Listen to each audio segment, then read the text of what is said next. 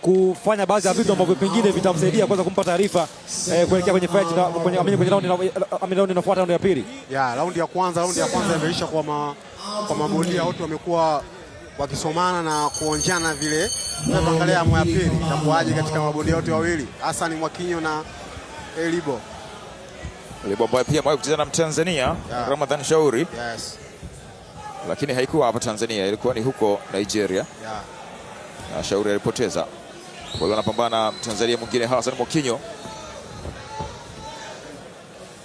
Kiangalia jab yake ikiwa juu. Kitengenezea engo vizuri sana. Ribo kwenye mchezo leo unaona kama kuna mabadiliko mengi ukiliangalia na mapambano ambayo umekuwa ukiyafuatilia. Double jab ambazo zimemtikisa. Mchezo mingi ya Ribo amekuwa akiwaweka mbali zaidi washindani wake. Lakini kuna muda hapo unamuona Ribo ni kama anataka kushindana na Hassan Mwakinyo ambaye sifa yake kubwa.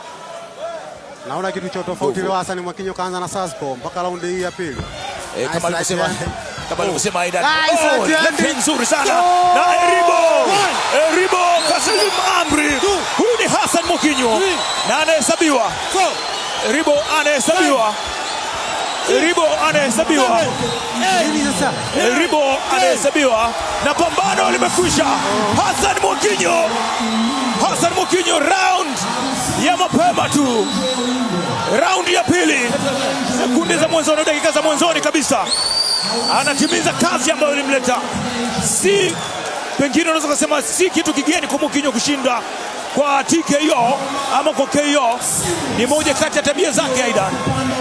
Yes, na kimsingi ni knockout. Ni knockout kwa sababu mwamuzi alimhesabia Elibo mpaka sekunde 10 na Elibo akaonyesha kutokuwa tayari kuendelea na fight, na mwamuzi akawa amemaliza hii fight na kumpa ushindi Hassan Mwakinyo. Tutaenda kuona lipi ya kipi hasa ambacho Elibo alikutana nacho njiani na kupelekea kwenda chini na kupelekea fight hii kufika tamati ya raundi ya pili.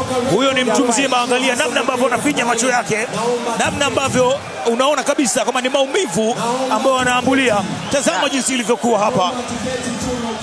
Aliingia kwenye mfumo na wakutana kwanza na left hand ya Hassan Mwakinyo, lakini vile vile ikawa bado anaendelea kujilinda, lakini ile power hand ambayo alikutana nayo hiyo hapo, left hand ambayo ilikuwa ni moja kati ya eneo, ilikuwa ni left hook kwenye jawline, ikamkuta Elibo na kumpeleka kwenye canvas na kupelekea fight hiyo.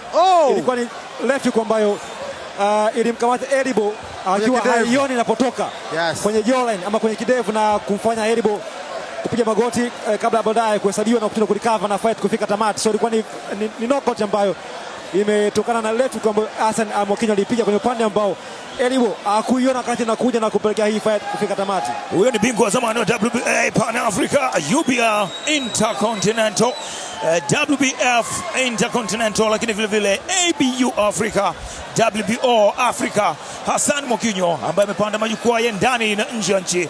Raundi ya pili imetosha na inaruhusiwa kwenye mchezo wa boxing. Usisubiri mpaka inaweza ikawa ni sekunde ya kwanza tu. Walifanya hivyo kina Mike Tyson.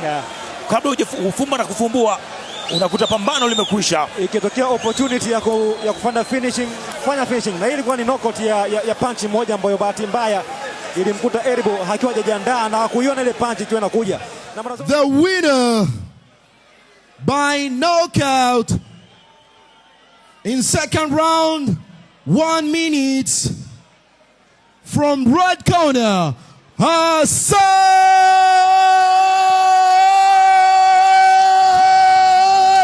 Champions, one time Mwakinyo.